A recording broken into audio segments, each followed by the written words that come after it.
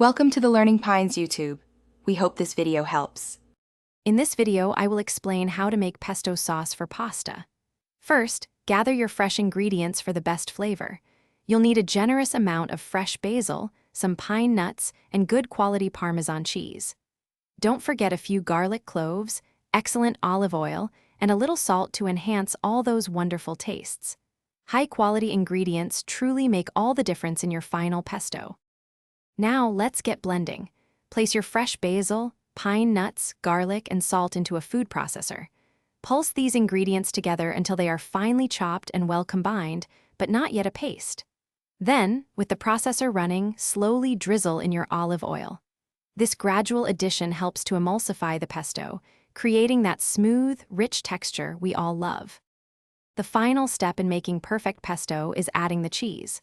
Once your basil and oil mixture is smooth, add your freshly grated Parmesan cheese to the food processor. Pulse just a few times to incorporate the cheese. You don't want to overprocess it. Finally, taste your pesto and adjust the seasoning with a little more salt if necessary.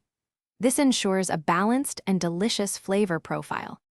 Your homemade pesto is now ready to enjoy. It's absolutely delicious tossed with hot pasta for a quick and flavorful meal. If you have any leftover pesto, simply store it in an airtight container in the refrigerator, and it will stay fresh for several days. For easy meal prep, consider using leak-proof containers to keep your pesto fresh. Remember to check the description below for a link to these containers and other great deals to help you in the kitchen. Enjoy your incredible homemade pesto. Thanks for watching. Consider subscribing if we helped you.